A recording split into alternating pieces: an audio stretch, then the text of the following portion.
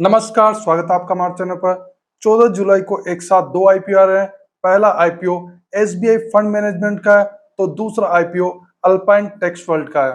SBI fund management IPO का issue size बहुत बड़ा है और अल्पाइन टेक्सवर्ल्ड आईपीओ का इशू साइज बहुत छोटा है। अब दोनों आईपीओ एक साथ आ रहे हैं, तो कंफ्यूजन है कि कौन सा आईपीओ अप्लाई कर रहे हैं और कौन सा आईपीओ अवॉइड करें।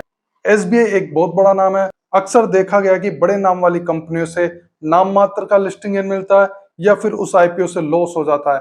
कारण यही है कि बड़े नाम वाली कंपनियां अपना आईपीओ पूरा ऑफर फॉर सेल में लेकर आती है और बड़े नाम वाली कंपनियां अपना आईपीओ हाई वैल्यूएशन पर लेकर आती है। अब इन दोनों आईपीओ में से कौन सी आईपीओ को चुनना है, इसके लिए आप हमारे चैनल को सब्सक्राइब कर लीजिए और फॉलो करते रहिए, जिससे आपको डिसीजन लेने में हेल्प मिलेगी कि कौन से आईपीओ को अप्लाई करना है और कौन से आईपीओ को अवॉइड करना है। क्या दोनों आईपीओ को अप्लाई करना है या फिर दोनों आईपीओ को अवॉइड करना है। आज इन दोनों आईपीओ में से पहले अल्पाइन टेक्सवर्ल्ड आईपीओ का एनालिसिस करने वाले हैं। तो चलिए शुरुआत करते हैं आज के वीडियो की। अल्पाइन टेक्सवर्ल्ड लिमिटेड कई इंडस्ट्रीज को हाई क्वालिटी और ड्यूरेबल फैब्रिक्स को डिलीवर करने वाली लीडिंग टेक्सटाइल मैन्युफैक्चरिंग कंपनी है। Company weaving, open and spinning, sizing और सोलर पावर टेक्सटाइल प्रोडक्शन में स्पेशलिस्ट कंपनी है। ये state of the art manufacturing infrastructure से एडवांस वीविंग, स्पिनिंग और साइजिंग टेक्नोलॉजीज को इंटीग्रेट करते हैं। State of the art machinery में 4VD open and spinning machine, pro size sizing machine, 112 Toyota shuttleless air jet looms, 72 looms operating under Alpine कोटल weave LLP.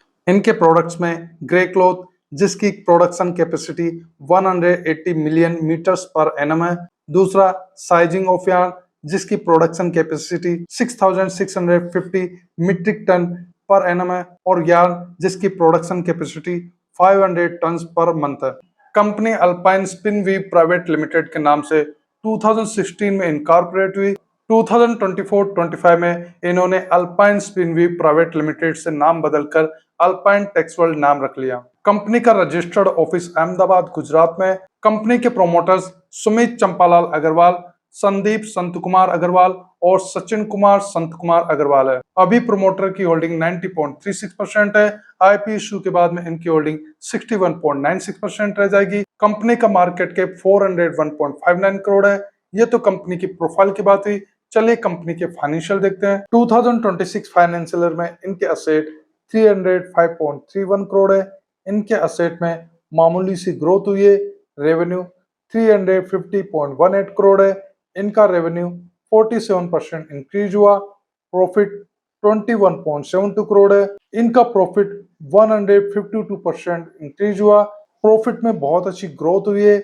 EBITDA 47.45 crore है। EBITDA में भी बहुत अच्छी ग्रोथ हुई है। नेटवर्थ 72.88 करोड़ है। नेटवर्थ बढ़ रहे हैं। रिजर्व्स एंड सरप्लस 46.32 करोड़ है। रिजर्व्स एंड सरप्लस भी इंक्रीज हो रहे हैं। उधारी 177.60 करोड़ है।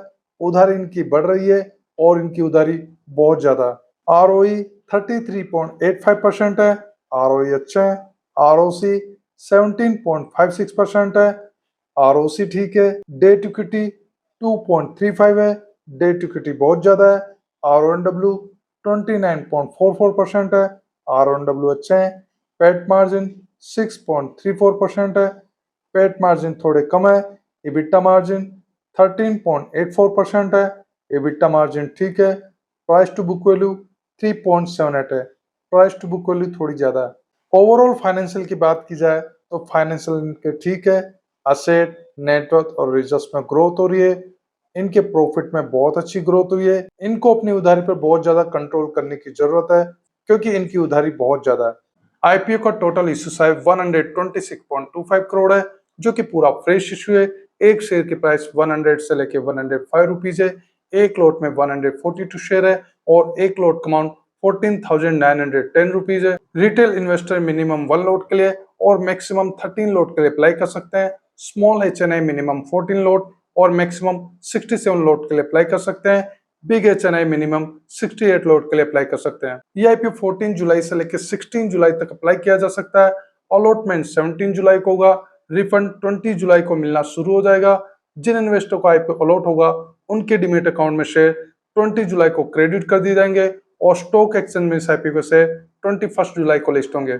आईपीओ में रिजर्वेशन क्यूआईबी के लिए 1%, रिटेल के लिए 70% और एनआईए के लिए 29% है। कंपनी का आईपीओ लाने का ऑब्जेक्ट क्या है, तो कंपनी अपने ग्रे फैब्रिक के प्रोडक्शन को और ज्यादा बढ़ाने वाली है, जिसके लिए तीसरी मैन्युफैक्चरिंग यूनिट को सेटअप करने वाले हैं। इसके लिए आईपीओ फंड से 32.08 करोड़ यूज करने वाले हैं और आईपीओ फंड से 52.20 करोड़ अपनी उधारी पे करने में यूज करेंगे और balance fund general corporate purposes में यूज करने वाले हैं। चलिए आईपीओ के नेगेटिव और पॉजिटिव पॉइंट देखते हैं।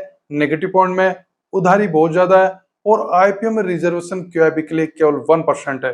पॉजिटिव पॉइंट में फाइनेंशियल ठीक है, प्रोमोटर होल्डिंग अच्छी है और आईपीओ फंड से 52.20 करोड़ अपनी उधारी पे करने में यूज कर रहे हैं और इश्यू साइज का 100% पोर्शन फ्रेश इश्यू है। ग्रे मार्केट में डिमांड की बात की जाए तो ग्रे मार्केट में इस आईपीओ के लिए अच्छी डिमांड नहीं है। अभी इस आईपीओ के लिए जीएमपी 2 रुपीज है। इसके अकॉर्डिंग लिस्टिंग इन 1.94% हो सकता है और एक लोट का प्रॉफिट 284 रुपीज हो सकता है। चलिए आईपीओ को समराइज करते हैं।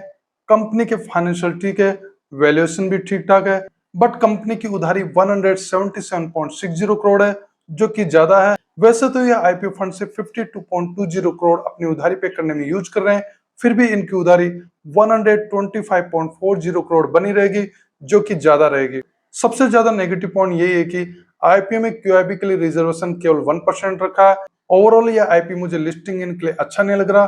पर्सनली इस आईपीओ को मैं अवॉइड करने वाला हूँ। आप इस आईपीओ को अप्लाई कर रहे हैं या अवॉइड कर रहे हैं, कमेंट सेक्शन में बता सकते हैं। आपको इस आईपीओ का और अपडेट 13 जुलाई को मेरे यूट्यूब चैनल पेज पर पोस्ट में और व्हाट्सएप चैनल में मिलता रहेगा। इस वीडियो को लाइक कीजिए, शेयर कीजिए। अगर आप हमारे चैनल पर नए हैं तो चैनल को सब्सक्राइब कर लीजिए।